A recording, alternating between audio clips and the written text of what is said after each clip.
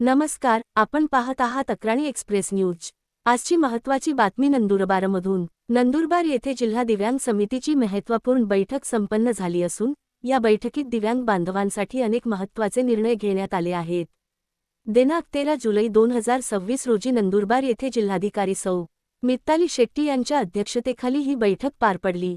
पूर्णविराम। या बैठकीत सन 2026-27 या वर्षासाठीच्या विविध योजनांच्या कृती आराखड्यावर सविस्तर चर्चा करण्यात आली।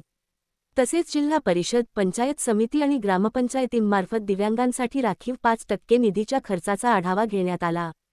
बैठकीत दिव्यांगांसाठी तालुकानिहाय निवारा केंद्र सुरू करण्याचा निर्णय घेण्यात आला। तसेच संगणक, शिवणकाम, विणकाम आणि ब्युटी पार्लर यांसारख्या प्रशिक्षणांना सुरुवात करण्याचे निर्देश देण्यात आले। मनु देवी फाउंडेशन, नंदुरबार यांच्या माध्यमातून 60 दिव्यांग विद्यार्थ्यांसाठी प्रवेश प्रक्रिया सुरू करण्यात येणार आहे। याशिवाय प्लंबिंग, वेल्डिंग आणि इतर कौशल्याधारित प्रशिक्षणांमुळे दिव्यांगांना रोजगाराच्या संधी उपलब्ध करून देण्यावर भर देण्यात आला। दिव्यांग व त्यांच्या पालकांना शैक्षणिक खर्चासाठी वार्षिक 5,000 रुपयांची मदत, तसेच बेडवर खिळलेल्या दिव्यांगांसाठी 3,000 रुपयांची आर्थिक मदत देण्याचा निर्णय घेण्यात आला।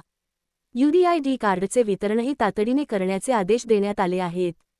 यावेळी राष्ट्रीय अपंग विकास महासंघाचे राज्य उपाध्यक्ष श्री. शिवाजीराव मोरे यांनी विविध मागण्यांचे निवेदन सादर केले। त्यामध्ये शासकीय इमारतींमध्ये बॅरियर फ्री सुविधा, सिव्हिल हॉस्पिटलमध्ये टोकन पावती प्रणाली, बससेवा सुधारणा, तसेच दिव्यांगांसाठी रेशन कार्ड व निधी वितरणातील अडचणी दूर करण्याच्या मागण्या करण्यात आल्या। या बैठकीत घेतलेले निर्णय दिव्यांग बांधवांसाठी महत्त्वाचे ठरणार असून यामुळे त्यांना रोजगार व सुविधा उपलब्ध होण्यास मदत होणार आहे। अशाच ताज्या आणि विश्वासार्ह बातम्यांसाठी पाहत रहा अक्राणी एक्सप्रेस न्यूज। धन्यवाद।